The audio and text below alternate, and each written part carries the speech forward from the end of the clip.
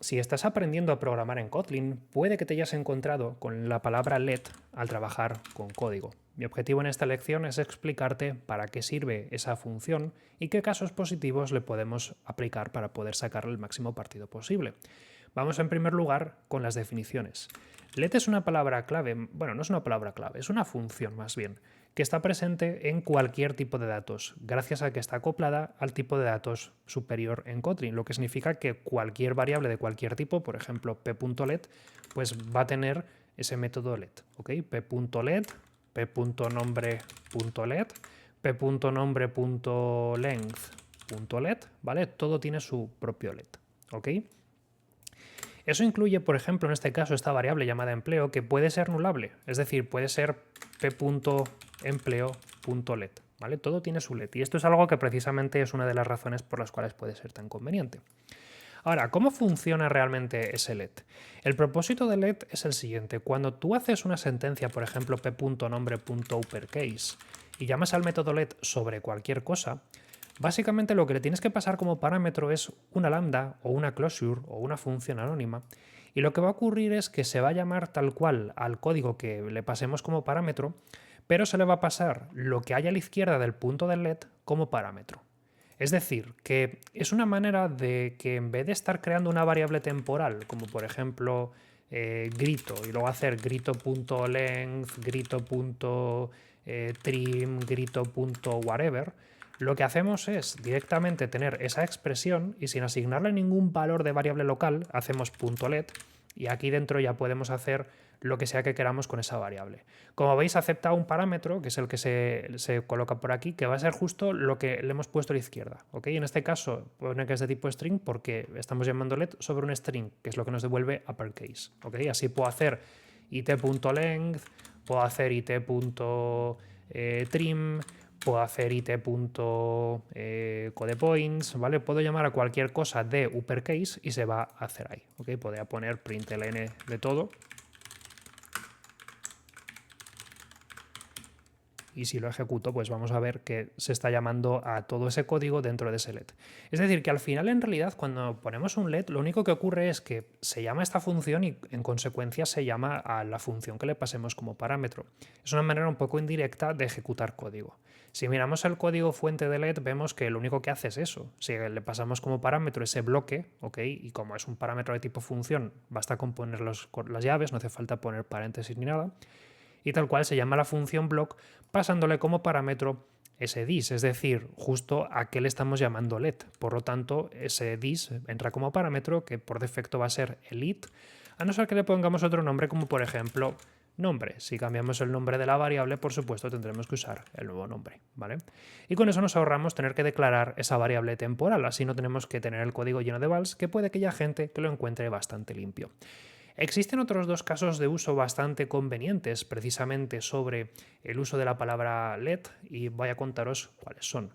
En primer lugar, el let puede devolver algo, es decir, el let realmente es una función que devuelve algo de tipo R, que es justo lo que devuelve ese bloque.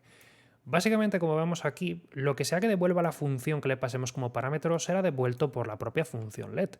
Y eso significa que lo que pongamos aquí como retorno se va a devolver por parte de todo let.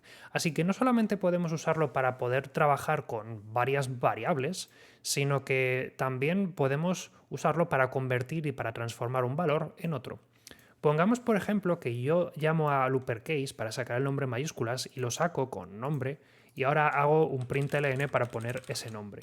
Si yo igualmente hago como última línea nombre.length, al final lo que va a ocurrir es que todo este bloque va a devolver la longitud del nombre, ¿vale? Porque es lo que hace, ¿no? O sea, tengo la variable nombre y mi última sentencia es nombre.length, por lo tanto, al final esto todo evalúa a la longitud del nombre. La cuestión está en que yo puedo fabricar una variable temporal como por ejemplo tamaño y ahora tamaño valdrá nombre.length, por lo que a la que se ejecuta esto y se pone mis prints, también tamaño acepta el valor que devuelva ese let, ¿vale? Si ahora hago println y pongo tamaño vale tamaño, veremos que ese valor precisamente se conserva, ¿vale? Se escribe el Juanito de este println y finalmente ese tamaño vale 7, que es justo lo que vale la variable tamaño, ¿vale? Así que uno de los casos prácticos de let puede ser, por ejemplo, tomar una expresión un poco complicada de resolver de otro modo. Vamos a poner, me lo invento, p.i.z.t para llamada función .pxi.pxz, lo que sea. Puedes tomar ese valor tan terrorífico y transformarlo en una llamada, por ejemplo, a mi clase de terrorífico. ¿Okay? Y así ahora tienes una variable de tipo mi clase, pero todo ese parámetro no tienes que expresarlo de una forma tan inconveniente, ¿vale? En algunas ocasiones ya digo que esto puede tener mucho sentido para simplificar, y sobre todo con esto de poder escribir código en una única línea y tal, pues habrá gente que en Kotlin esto le guste bastante. El otro caso práctico de let tiene que ver con el operador de navegación segura, ¿vale? Que es el operador interrogación punto y que se utiliza para recorrer de forma segura una variable que de otro modo podría valer null. En este caso, por ejemplo, si yo hago p.nombre.uppercase y lo meto en un println, imprimo el nombre en mayúsculas. Eso es porque number es una variable de tipo string, es obligatorio que tenga un valor. Pero la que tengo al lado, que es empleo, es una variable de tipo string interrogación, es decir, el valor es opcional y puede que valga nulo. Y eso significa que en algunas ocasiones puede ser inseguro hacer p.empleo.uppercase. De hecho, no me va a dejar compilarlo porque va a decir, oye, es posible que empleo valga nulo y no estás comprobando si es el caso, así que no te voy a dejar compilar esto porque lo mismo uppercase da un null pointer exception, porque a lo mejor empleo no vale nada, tienes que comprobar si empleo vale algo. De hecho, si pongo el operador exclamación doble para que me deje pasar igualmente, el programa revienta, obviamente porque este vale null, así que estoy llamando a una función sobre una variable que es null, así que da null pointer exception, como podemos imaginar. El operador navegación segura es una manera de evitarnos estos problemas porque sirve para que cuando nosotros estamos accediendo a una variable que a lo mejor vale null, le digamos que solamente acceda a lo que venga después del punto cuando no valga null. Así, si yo hago .uppercase, este uppercase solo se ejecutará si pempleo es diferente de null, porque para eso está el operador navegación segura, para decir, oye, cuidado, esto vale null, por lo tanto no te dejo pasar. Todo esto imprimirá null, ¿vale? Porque como empleo vale null, pues se queda ahí y ya está, devuelve directamente el null de empleo.